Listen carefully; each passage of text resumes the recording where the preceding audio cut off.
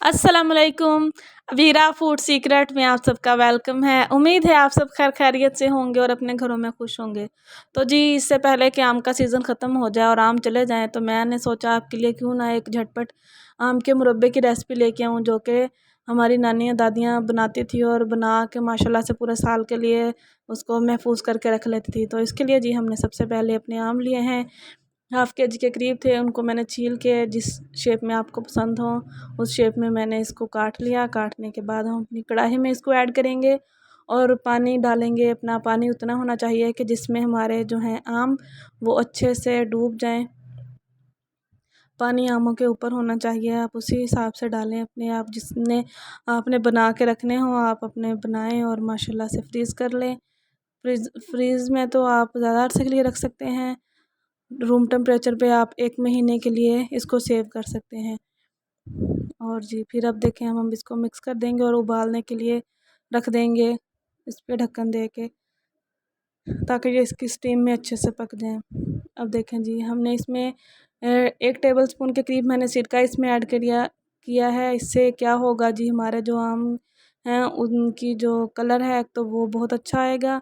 और अगर ज़्यादा पक भी जाएंगे तो ये मैशी मैशी जो हैं वो नहीं होंगे। अगर आपको मैशी मैशी मुरब्बा पसंद हो तो आप बेशक इसमें सिरका ऐड ना करें। ये देखें जी अब हमें पकते हुए आधा घंटा हो गया था, तो हमारा जो है आम वो अच्छे से तकरीबन 90% तक डन हो गए थे, पक गए थे। मैं आपको चेक करवा रही हूँ। अगर आपको ये देखें, अगर आपको ज़्यादा और थोड़े से इसको मैशी करना है तो आप और थोड़े से पका लें, अच्छे से सॉफ्ट हो जाएंगे। तो जी हमारा और अगर पानी आपका रह भी जाए इस पॉइंट पे तो अपने पानी को ड्रेन कर लें आप। मेरा तकरीबन काफ़ी था तो मैंने उसी पानी को खुश्क कर लिया उसके अंदर, और खुश्क हो गया तो मैंने इसमें 2 या 3 इलायचियाँ सब्ज़ डाली हैं। और जितने आम हो आपने उतनी ही चीनी ऐड करनी है।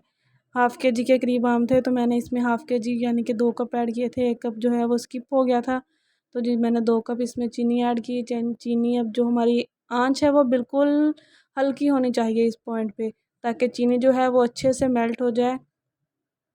हल्की आंच पे हम इसको चम्मच से अच्छी तरह हिलाते जाएंगे ताकि चीनी जो है वो नीचे भी नहीं लगे और चीनी हमारी अच्छे से मेल्ट हो जाए। बस आंच इस पॉइंट पे बहुत हल्की होनी चाहिए।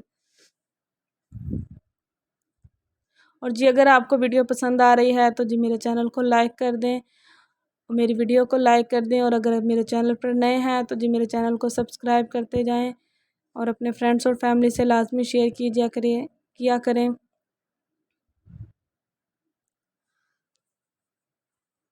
अब हमने जी इस पे अपने ड्राई फ्रूट्स ऐड कर रही हूँ। मैंने किशमिश इसमें ऐड की है, नारियल कटा हुआ और बादाम। अगर आपको ड्राई फ्रूट्स अवेलेबल हों तो जी आप ऐड कर लें, नहीं अवेलेबल हो घर में तो कोई बात नहीं, वैसे ही बनाएं, वैसे ही बहुत मज़े का बनता है।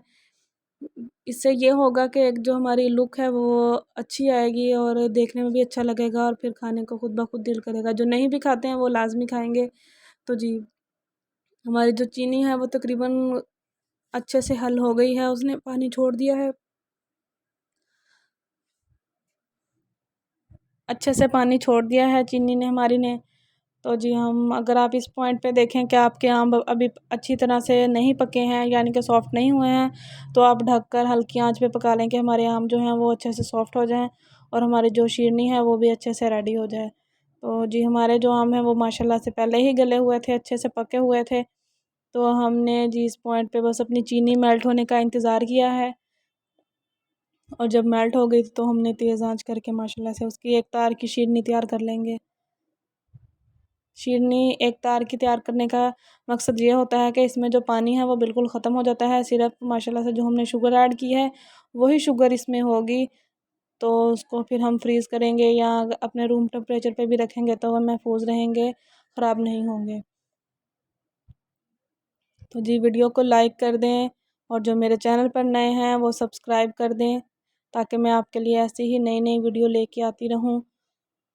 और मैं इस पॉइंट पे चेक कर रही थी, आप भी चेक करें कि आपकी शीरनी जो है वो एक तार की बनने लग गई है कि नहीं। अगर नहीं तो आप इसको थोड़ा सा और कुक कर लें। यही इसके रेडी होने की निशानी है कि हमारी जो शीरनी है वो एक तार की बनने लग जाए, तो हमारा जो मुरब्बा है माशाल्लाह से वो रेडी हो जाएगा। उसको हम फिर महफूज करके रख लें अपने एयर टाइट जार में।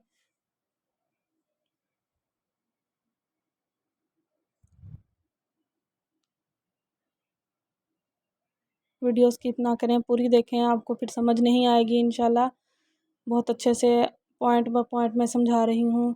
और ये देखें जी, शेरनी हमारी बिल्कुल रेडी हो गई है। इसमें माशाल्लाह से बहुत अच्छी सी तारें बनने शुरू हो गई हैं।